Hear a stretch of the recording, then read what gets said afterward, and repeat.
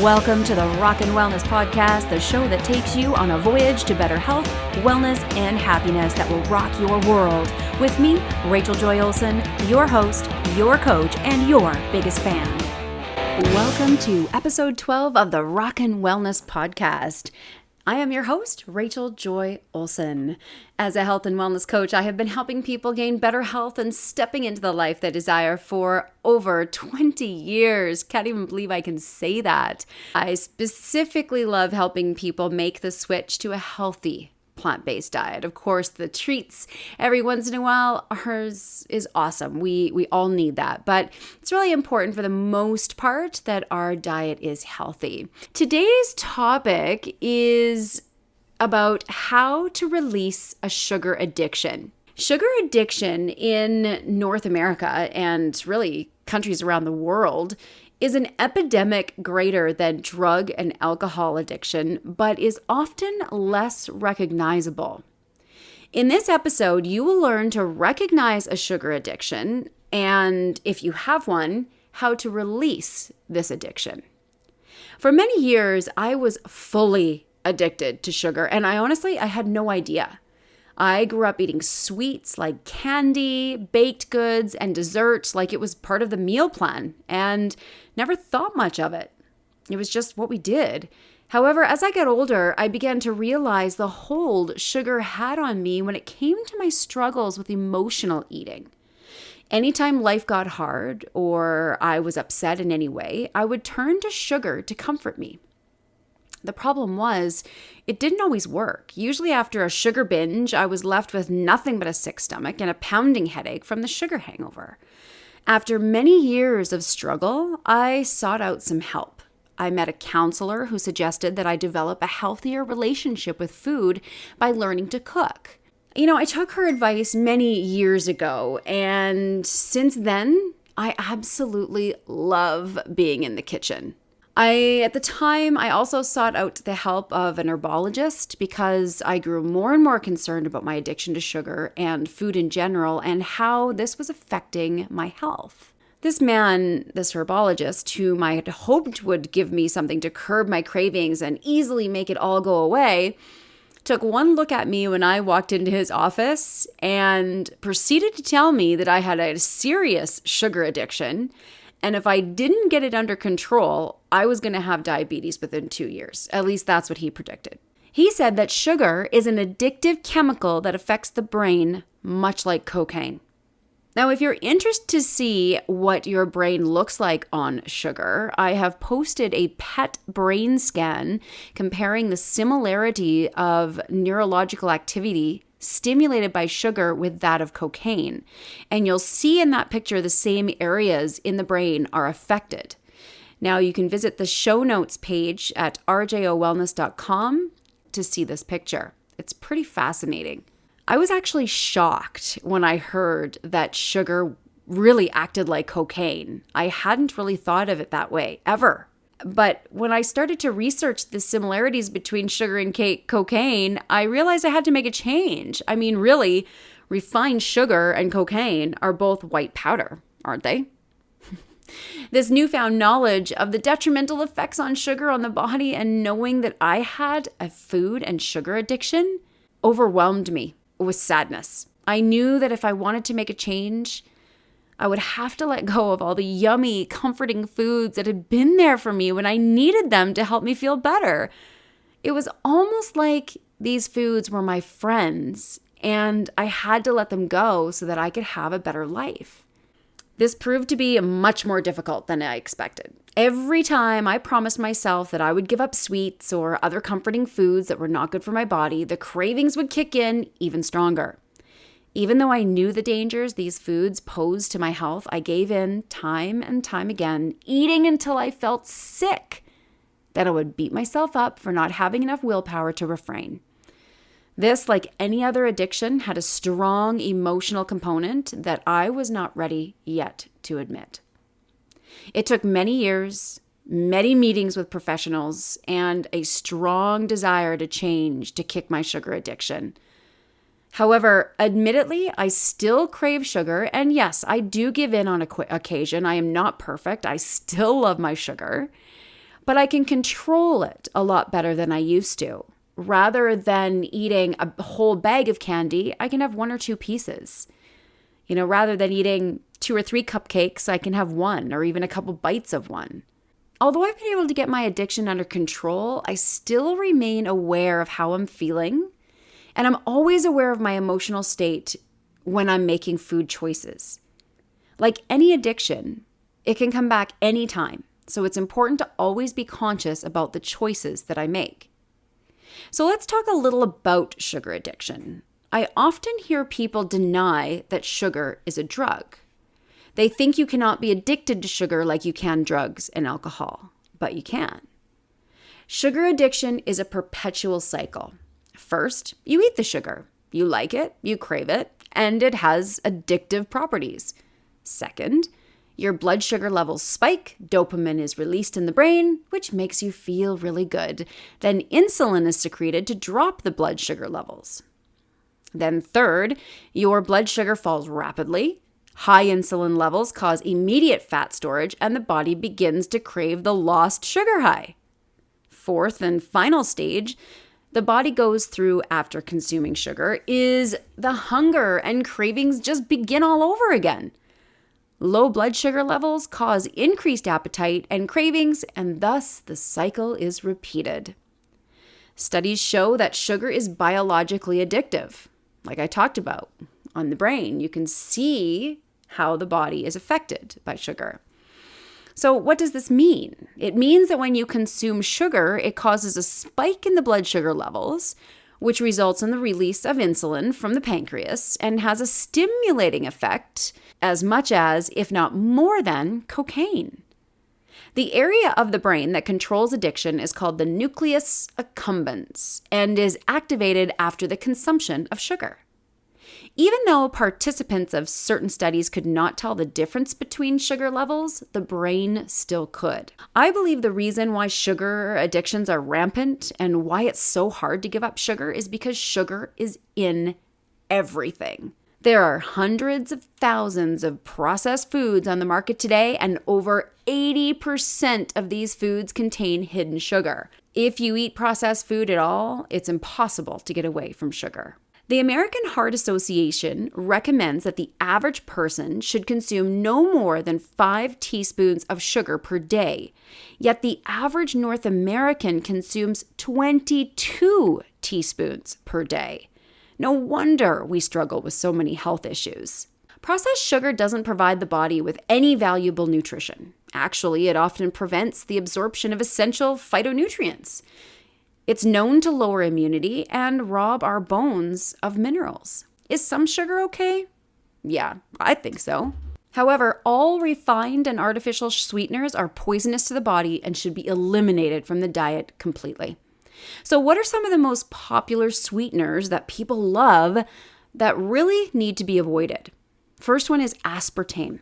Aspartame is a popular artificial sweetener that is 100% synthetically derived, meaning this is not a food. Aspartame contains deadly poisons that can cause serious damage to body tissues. It is a major cause of headaches, diarrhea, fatigue, memory loss, depression, mood swings, and in some cases, even convulsions, some studies have shown. To some health gurus, aspartame is considered one of the most dangerous food additives on the market today, and it should be avoided at all costs. Some popular foods that contain aspartame include chewing gum, soft drinks, cereal, breath mints, yogurt, and frozen foods. The second sweetener to avoid pretty much at all costs is high fructose corn syrup. High fructose corn syrup is made by converting sugar in corn to fructose. It's used as a preservative in many products, including cereal, salad dressing, ketchup, candy, and many other processed foods. High fructose corn syrup has been shown to cause the blood sugar levels to rise, and some people have even said it may lead to type 2 diabetes, anxiety, depression, and can feed infections and cancerous cells in the body. According to David Wolfe, a leading expert in health and longevity, we must avoid all artificial sweeteners and refined sugars, including brown rice syrup, brown sugar, dextrose, evaporated cane sugar, maltodextrin, sucanat, and white sugar. The glycemic index is a scale that ranks foods based on their effect on blood sugar after consumption. Foods that rank high on the glycemic index cause blood sugar levels to spike, whereas food on the low end of the glycemic index have little or no effect on blood sugar levels. Refined sugar and white flours are really high on the glycemic index, where natural sugars, such as yucca syrup or fruit, are low on the glycemic index and have little effect on blood sugar levels. There are many reasons why it's important to remove sugar, especially refined sugar, from your diet, including but not limited to the following reasons. So sugar feeds candida, which is also known as high amounts of yeast in the body. Well, we certainly don't want that. Candida can wreak havoc on the body. Sugar has been proven to damage cells, leading to wrinkles and aging skin. Ladies, we certainly don't want that, do we? Sugar increases the acid levels in your blood, which results in inflammation, bone degradation, and damage to tissues and organs. Sugar raises blood sugar levels, increasing the risk of developing type 2 diabetes. Sugar is addictive and can lead to addictive behaviors including binge eating, anxiety, depression, and other mental disorders. Sugar contributes to obesity as it provides no nutritional value and then often blocks the absorption of essential nutrients. Sugar decreases your energy levels, which may result in a more sedentary lifestyle and adrenal fatigue. Sugar suppresses the immune system and can contribute to many chronic conditions, including heart problems, cancer, ulcers, gallstones, arthritis, and eczema. When I started researching sugar and food addictions, I realized that the questions they asked to determine addictive behaviors were no different than those of alcohol and illicit drugs. This tells me that sugar is an addictive drug and that sugar and food addictions need to be taken seriously. The question now is, are you addicted to sugar? So you might be a sugar addict if you crave processed foods or food in general, even if you're not hungry. You're always thinking about food and worrying about the possibility of having to cut down on processed foods and sweets. You often overeat, which results in low energy levels. Your social life is affected because of food. For example, you may leave early to go home and eat. You may think about food while you're out, or you may not enjoy your time because you are worried about or thinking about food. You find that when you eat the foods you crave, the pleasure they provide you is diminished, and you need to eat more to feel satisfied, leading to overeating. I have experienced every single one of these symptoms. I have eaten bags and bags of candy until I've passed out on the couch in a sugar coma or felt extremely ill. I've left parties to go home and eat in private because I didn't want anybody to see me eat the junk foods I desperately craved. I would eat more and more of these foods to feel good than just feel guilty for eating them. This vicious cycle continued until I decided that this behavior was no longer serving me.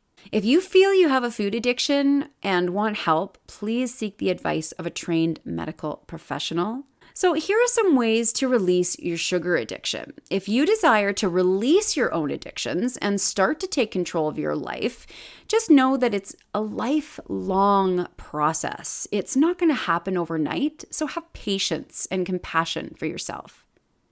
Start with the pursuit of knowledge and the desire to improve your health and wellness. Although it's worth it, it's not an overnight or easy process. For me, my life did begin to change, though, when I started looking inside myself rather than seeking the answers outside. Some simple ways to beat your sugar addiction include: skip artificial sweeteners, as they usually just make the body crave more sugar. Keep healthy snacks handy when you do get hungry. Eat more protein-packed foods, as it will keep you more satisfied. Get out and go for a walk or do some sort of exercise to feel the good hormones flooding through your body. Chew gum. Smell some cinnamon. Take a nap and ensure that you are getting enough sleep at night. Eat 3 balanced meals per day and eat fruits and veggies for snacks. And drink enough water. Now, along with the tips and tricks I just talked about, here are some of the main steps that I went through to get to where I am today with my sugar addiction. Okay, so to this point, I am now able to handle a little sugar without catapulting into a full-blown binge, which I would have done before with even really the smell of sugar. So the first thing you're going to want to do is, number 1, admit you have a problem. The first thing I did was recognize and admit that I actually had a sugar and food addiction. This was not easy and was probably the hardest step for me. I didn't want to admit that I had an addiction to food and sugar. First of all, I was a personal trainer, a health professional who was helping others deal with their issues. I felt that if I admitted I had a problem, people would see me as a hypocrite and would no longer take me seriously as a coach. But boy, was I wrong. Admitting I had this problem only made me stronger and open to receiving help. And once I began to confess my own struggles with my clients, they really started to open up about their issues. At that point, they found it easier to relate to me knowing that I was actually human. I now specifically help those who have these particular struggles because they know I understand exactly what they're going through. The second thing you're going to want to do is to determine and understand your limiting beliefs around food and sugar. So this next step was to determine what my own personal beliefs around food were and where they came from. I knew that some of my most happy times in childhood were spending time with my grandmothers and eating their tasty, sweet treats. I had the belief that food will make me feel better. The funny thing is, because of my pursuit to feel good using food as my drug, I would overdo it and end up feeling worse, both mentally and physically. The third thing you're going to want to do is recognize your emotional connection to food. So I really needed to dig in and understand my emotional connection to food when I was healing. As I already mentioned, food made me feel better. It made me feel loved like I did when I was with my grandparents. So to me, food, especially sugar, meant love. So I had to really dig in and discover those emotions, figure out where I felt that I was lacking in love, which was really I had no love for myself at the time, and I had to work on that. Which brings me to the fourth point is to absolutely love yourself. This fourth step was the game changer for me. I had to learn to actually love myself. Until I worked on this step, I had no idea how much I hated myself. I would look in the mirror and see nothing but a fat, ugly, sad person to whom I would talk negatively to and really do my best to avoid. And that part absolutely had to change in order for things to get better. And I knew that, but it was the hardest one for me at the time. So some of the tools I learned and implemented to help me enhance the love I had for myself were, this is my favorite one, and I often share this one with my clients, is the mirror exercise. I first learned this from reading Louise Hay. In Louise Hay's books, she suggested that every day, look in the mirror. Look at your body, look into your eyes, and say, I love you, I love you, I love you. I had to get to the point where these were no longer just empty words, but where I actually believed the words I was saying. So I used to look in the mirror and go, ugh, you're so fat, you're so ugly, you're so gross. And I had to turn that around where every time I looked in the mirror, I just went, I love you, you look great. And before I knew it, over time, I started looking in the mirror and go, damn girl, you look fine. And as soon as you throw a little bit of positivity into that and energy into that, things start to change. The next thing I needed to do was connect with my inner child. And this was an exercise I learned from one of my coaches. So to do this exercise, you're going to want to visualize yourself as a small, innocent child. Then picture yourself as an adult, the age you are right now. And I want you to hug that inner child in your mind and give her all the love that you feel you're missing and tell her that you love her. The uncomfortable part about this exercise was the second part, and it was to think of all the nasty words I would say to myself and picture myself saying these same words to this child. And when I was doing this exercise, I quickly thought about my nieces and how I would never say those negative words to them. So why was I saying them to myself? Don't get me wrong, I still catch myself thinking nasty thoughts of self-hate, but now I quickly recognize these thoughts. I dig deep and understand where they're coming from and quickly turn them into a positive thought or word of affirmation. I encourage you to do the same. The third thing I had to do was discover my divine self, again, which I also learned from one of my coaches. Now, this is the ultimate expression of who you are. So your divine self is the one inside of you that's already on the path. She's there to guide you, to help keep your ego in check, and to take action towards the person that you came to this earth to be. So now that I have the ability to visit my divine self regularly, I see myself as the person I know I am.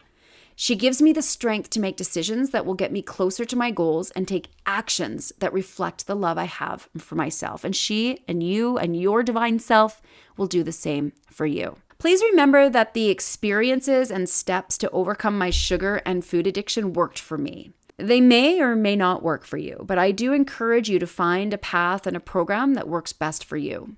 Really, the ultimate lesson I hope you gain from my story is to love and respect yourself enough to make the changes you desire and live the life of your dreams. So many people now are dealing with sugar addictions and really have no idea that they're addicts and no idea what it's doing to their bodies.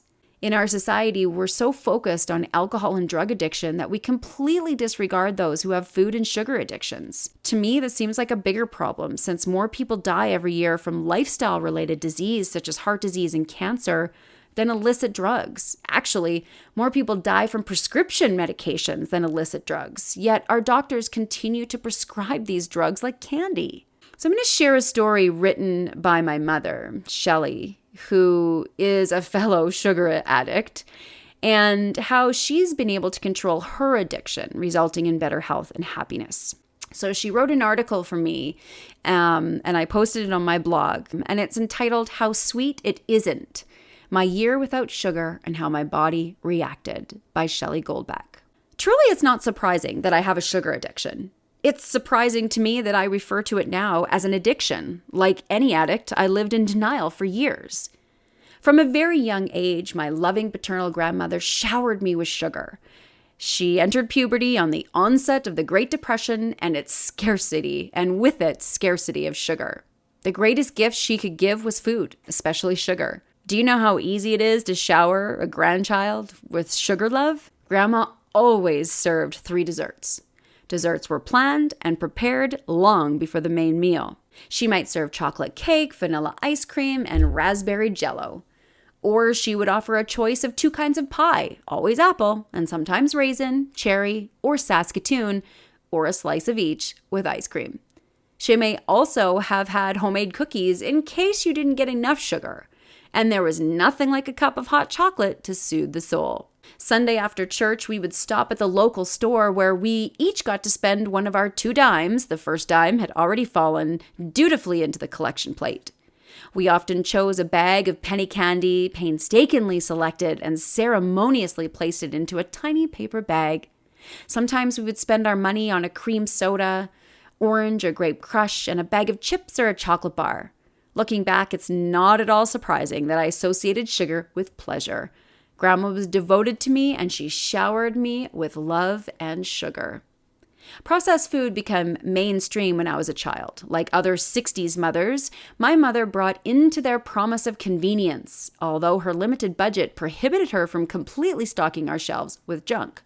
Kool-Aid, Tang, and cereal with toys inside the boxes were all part of our diet, at least sporadically. Luckily, we were poor and we grew our own vegetables, raised our own chickens who provided us fresh eggs, picked and put up wild berries, and supplemented our homegrown chicken diet with meat from the odd deer that Dad would bag in the fall. I developed a taste for fresh vegetables from the garden. A favorite activity was playing hide and seek in a pea patch on a hot afternoon. I would munch on peas while I hid, or even as seeker. One can become quite famished playing hide and seek.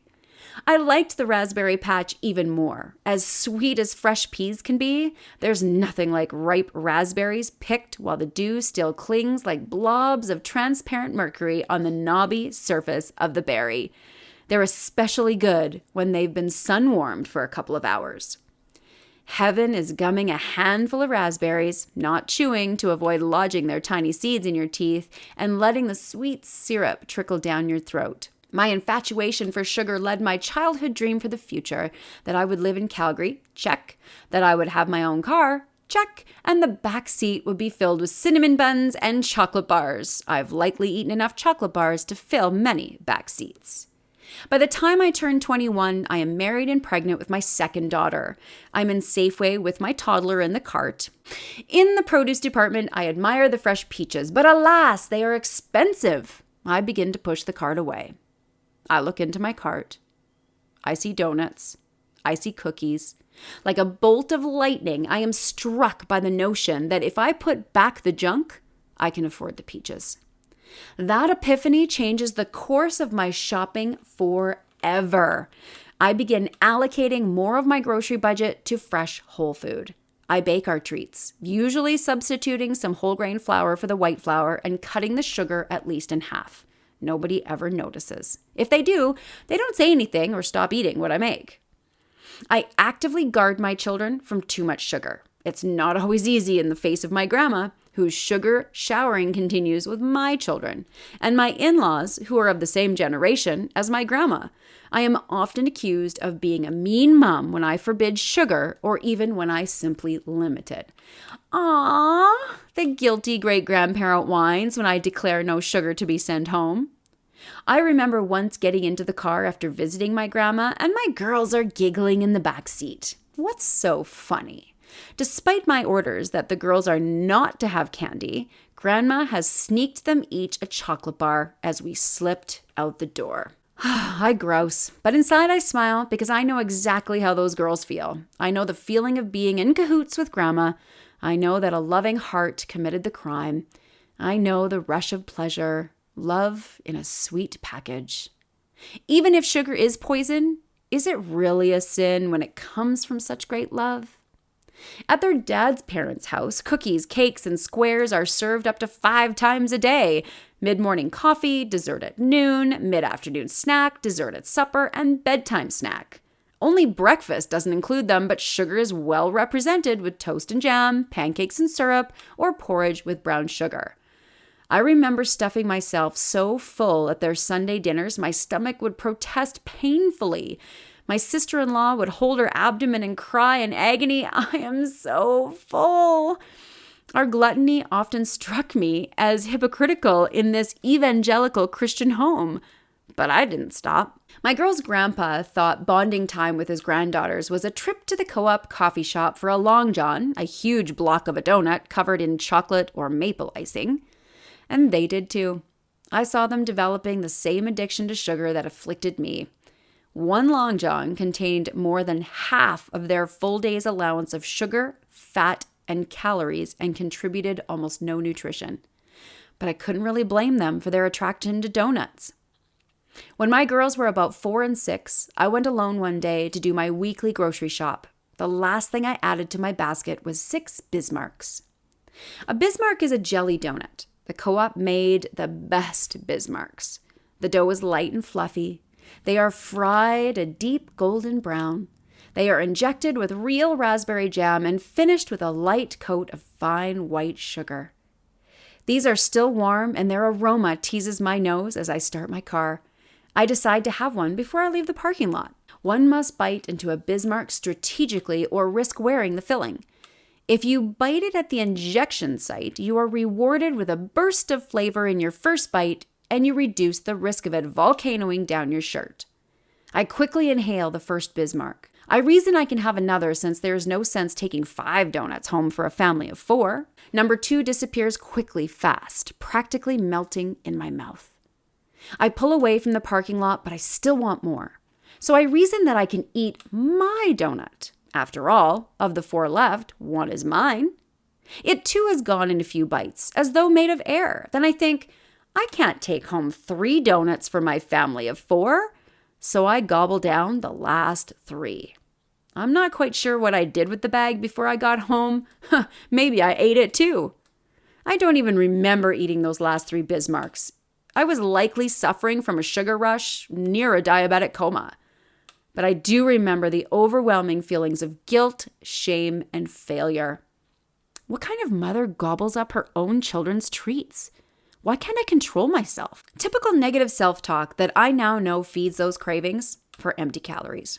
Over the years, I have consumed theater-sized bags of Twizzlers, Nibs, or other chewy candy easily in one sitting, sometimes before the movie started. I have inhaled a whole layer of turtle chocolates in one 10-minute session and likely dipped into the bottom layer. I have torn through a $50 box of premium chocolates in a couple of days only because polishing it off in one sitting would be embarrassing. I have known for at least 3 decades that sugar is evil. Yet extracting myself from its grasp was something I didn't consider, and if I did, I was certain I would never succeed. How could I possibly give up sugar? Sugar is love. My path towards health has progressed since my peaches epiphany 35 years ago. In 2005, I discover I have gluten intolerance. Eliminating wheat resulted in significant weight loss and the clearing up of acne that plagued me from my teens to my mid-40s. I used to joke that it was insulting to have zits sprouting out of my wrinkles. I actively seek ways to increase my health. I study health issues and learn about food. Each year, I choose to do something specific to improve my health. I give up the small bit of alcohol I consumed. I feel better. One year, I resolved to eat more vegetables by ensuring they occupy at least half of the real estate of my plate. I feel better. The next year, it is to eat more raw foods. I noticed that my wrinkles appeared to fade, or maybe that's just wishful thinking of a middle-aged woman, but I feel better. One year, I decide to eliminate dairy. I hadn't been a huge dairy consumer as milk always tasted sour and it upset my stomach. But I love butter, cheese, cream, and ice cream. When I stopped eating dairy, I realized an unexpected benefit. I stopped snoring completely. My husband had been complaining about it, so it's a very happy benefit for both. Over the years, I learned that sugar feeds cancer. It causes inflammation and it robs the body of nutrients. I believe that the skyrocketing rates of cancer, diabetes, and heart disease are diet-related, specifically our society's high consumption of sugar. Yet I continued to eat it like smokers who know lung cancer is in their future but puff away anyway. I eat my last sugar January 5th, 2013. I do little except to be ultra aware of what I ingest. I resolved to consume no processed sugar, including any hidden and processed foods, and no dried fruit, which is also high in sugar. I allow myself very small amounts of maple syrup and honey, but I avoid these entirely for the first couple of months. The first thing that happens to me is a headache, not a throbber, but a dull ache, like when I don't get enough sleep. This lasts about 3 days. I find it bearable if I drink lots of water. Within 14 days, I lose 14 pounds. That is amazing, but not surprising. Sugar causes inflammation, which causes water retention. I suspect the first 14 pounds were simply water, flushing away the toxins my body had sequestered. Within 3 weeks, I noticed something else. I had had a root canal 5 years before that always bothered me. No dentist could figure out the problem. I had resolved to live with it, chew on the other side of my mouth. After 3 weeks of no sugar, my root canal tooth no longer bothers me, and I can chew on that side. Over a year later, I am still chewing without pain. After 2 months, I am down 22 pounds. My clothes are hanging off of me. I have to buy a new wardrobe. That was fun. It sure felt good to explain to the sales clerks that my shopping spree was because I had gone from a size 12 to a size 6, all because I stopped eating sugar. I think it was at about 2 months that I stopped using toothpaste. I can't stand the taste of sugar in it. Yes, toothpaste has sugar in it. I began using baking soda and essential oils like peppermint, spearmint, or wintergreen, and my teeth are whiter than they've been before in years. I'm not sure if that's because of my no-sugar diet or no toothpaste, but I'm happy not to have spent hundreds of dollars on teeth whitening.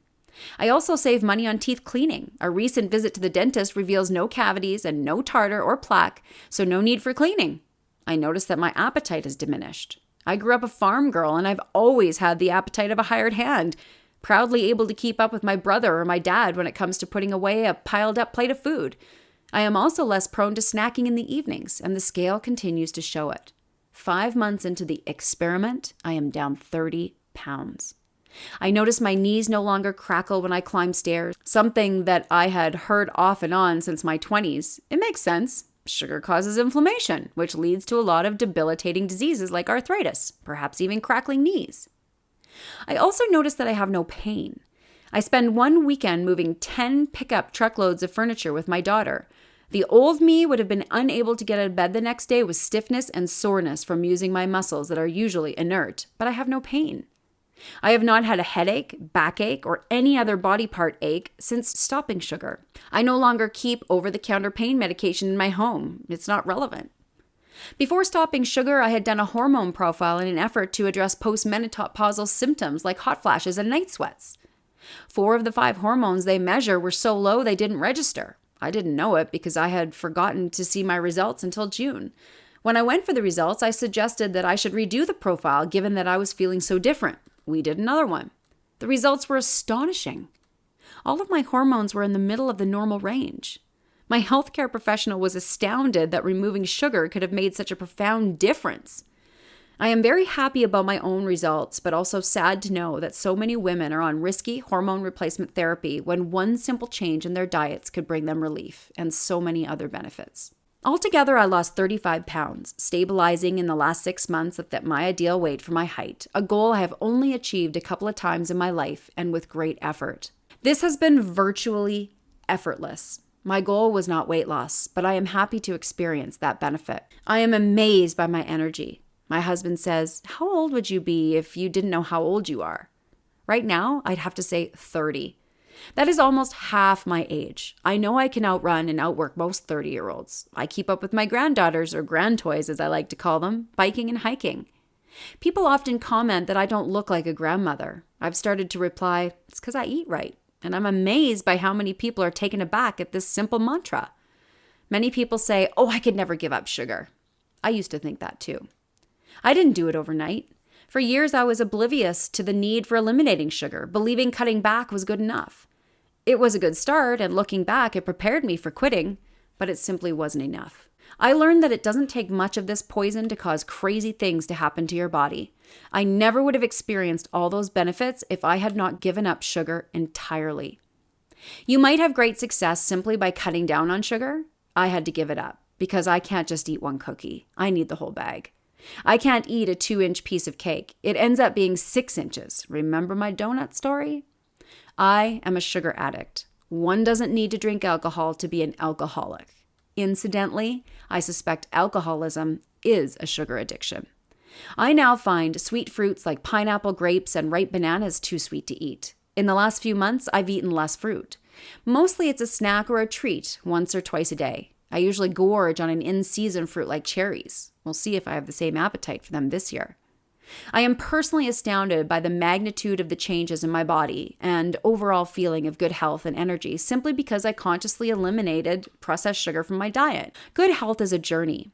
We are all on different places on this path. I feel like I am many steps closer to my goal of optimal health because I gave up sugar. Knowing what I know now, I am convinced I will never go back to consuming copious amounts of sugar like I once did. I have discovered that sugar isn't so sweet after all.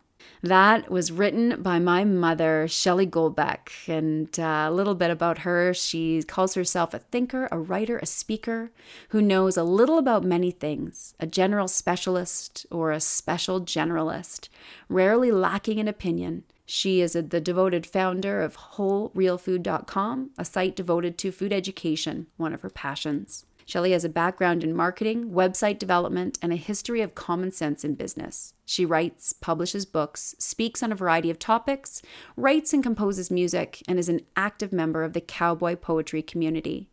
Shelley reads 2 books per week from a number of genres. Her interests include, but are not limited to, grandchildren, gardening, and golf, reading, writing, and real estate, music and marketing, health issues, cooking, and eating real food, politics, and learning foreign languages. Feel free to contact my amazing mom, Shelley, at shelleygoldbeck.com. So what to do now? You might be thinking, yikes, I have a sugar addiction. What do I do? Don't worry, I can help.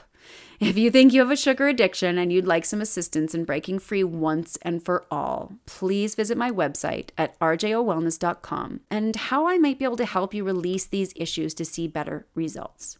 Thank you so much for taking the time to listen to this episode of the Rockin' Wellness Podcast. I really hope that these stories, experiences, and information about the dangers of sugar help you to release your sugar addiction once and for all.